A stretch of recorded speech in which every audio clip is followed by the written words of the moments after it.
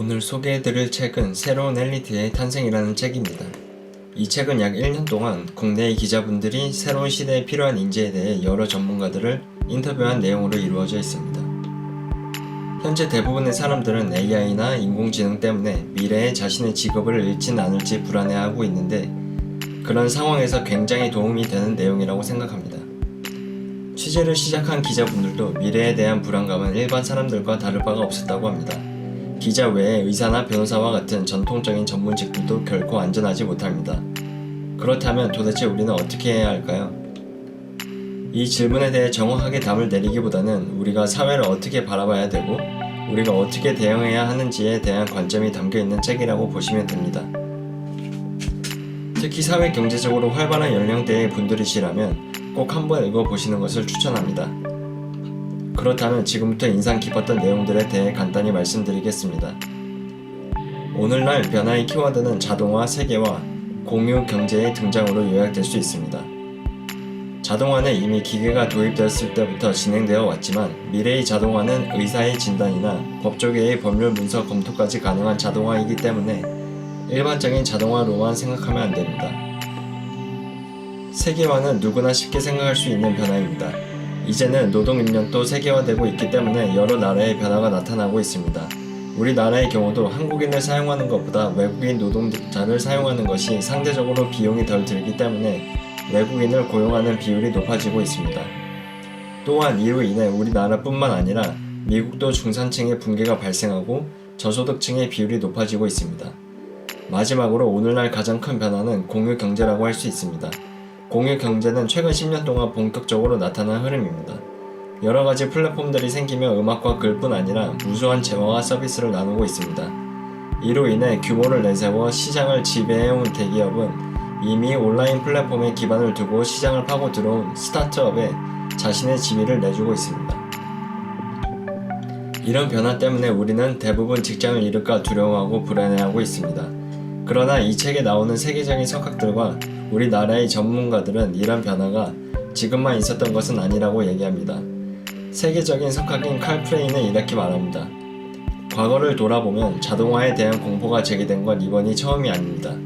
1930년대에 기술적 실업을 두고 엄청난 토론이 오갔고 1950년대 후반과 1960년대에도 이 논쟁은 되풀이됐습니다. 당시 미국 대통령이었던 케네디는 미국에서 2만 5천 개의 직업이 자동화로 사라질 것이라고 우려했습니다. 실제로 1940년대에 많은 사람들이 자동화로 직장을 잃었고 새로운 직업을 찾지 못했습니다. 또한 일자리를 찾은 대부분의 사람들도 이전 직장에서보다 소득이 줄었습니다. 결국에는 직업 수요가 줄어들 가능성이 높습니다. 중요한 사실은 미래는 우리의 선택에 따라 달라진다는 것입니다. 그렇지만 일자리 대부분이 기계와 1대1로 교체되지는 않을 것입니다. 변호사를 예로 들자면 법률 문서를 검토하는 기계 덕분에 작업 시간은 많이 줄어들 것이지만 고객을 만나거나 재판장에 나서는 일은 기계가 하기는 어렵습니다. 의사도 진단은 기계의 도움을 받겠지만 부분적으로만 자동화될 것입니다. 반면에 회계사나 대출 담당 직원 등의 경우 완전히 자동화될 가능성이 있습니다. 또한 세계적인 석학인 데니얼 서스킨드는 미래에 대해 이렇게 말합니다. 10년에서 20년 안에 대규모 실업 사태가 올 것이라고 생각하지 않습니다. 다만 우리의 과제는 훈련을 통해 인력을 재배치하는 것입니다. 기계가 할 일과 사람이 할 일을 나누고 사람들에게 새로운 교육을 해야 합니다. 장기적으로 보면 변호사나 의사와 같은 전문직도 숫자가 점점 줄어들 것이라는 결론을 피하기는 어렵습니다. 그러나 장기적으로 보면 우리는 모두 죽고 미래는 비관적일 수밖에 없습니다. 따라서 장기적인 시각이 아니라 우리는 단기적, 중기적 시간을 계획하고 변화에 적응해가며 살아가야 합니다. 데니얼은 사람들에게 두 가지 전략을 권합니다. 첫째는 기계와 경쟁을 하는 것이고 둘째는 기계를 만드는 것입니다.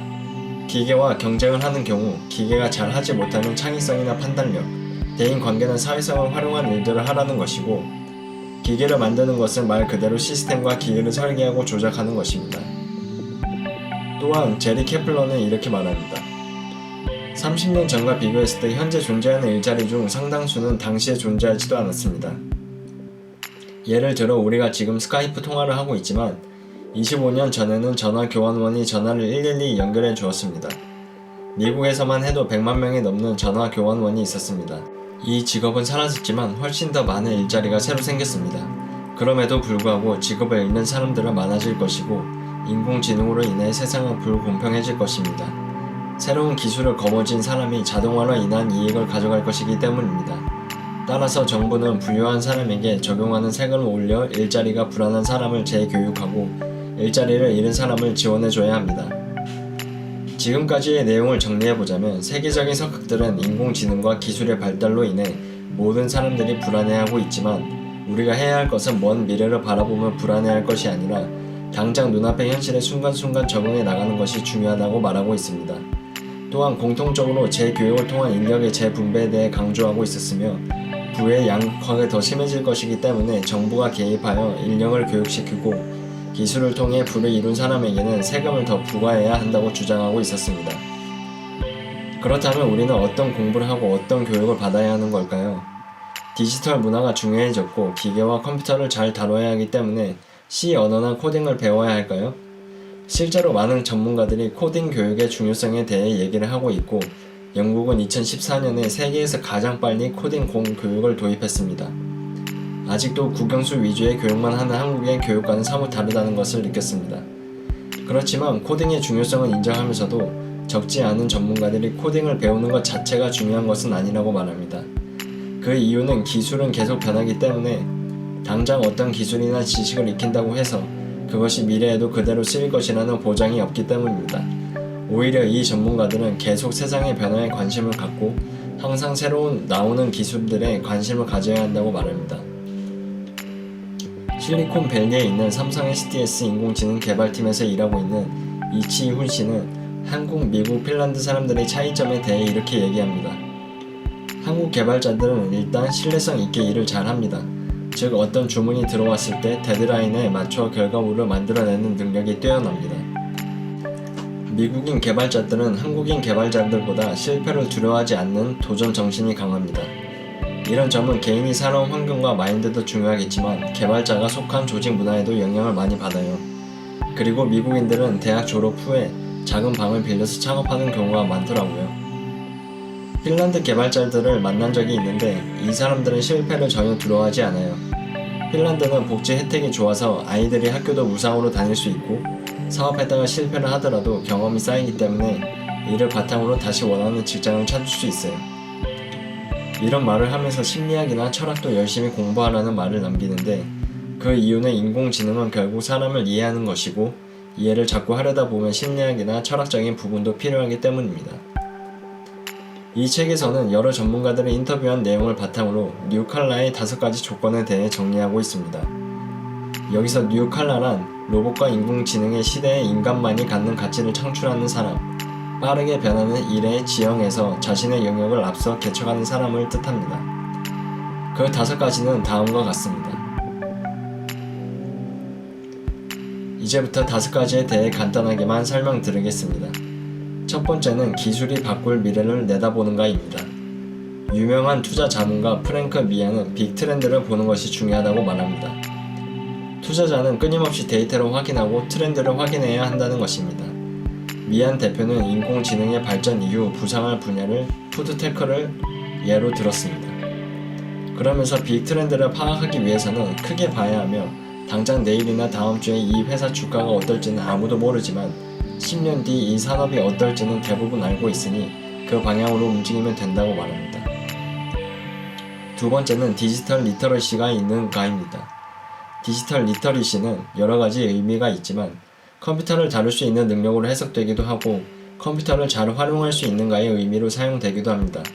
디지털 리터러시가 중요해지면서 앞에서도 말했지만 유럽의 몇몇 국가에서는 코딩 교육을 이미 의무화하고 있고 앞으로는 컴퓨터 작업의 속도에 따라 능률이 확연하게 차이가 날 것입니다. 이에 대해 타일러 코엔 교수는 미래에는 컴퓨터를 잘 다룰 수 있는지 여부에 따라 불균형 현상이 심각해질 것이라고 경고하고 있습니다. 세 번째, 세상을 바꾸고 싶은가입니다. 쉽게 말해 일의 목적을 점검해야 한다는 것입니다. 이전 세대는 먹고 살기에 바빠 정말 먹고 살기 위해 일했던 세대입니다. 그러나 현재 대부분의 사람들은 먹고 살기만을 위해서 일을 하는 것이 아닙니다.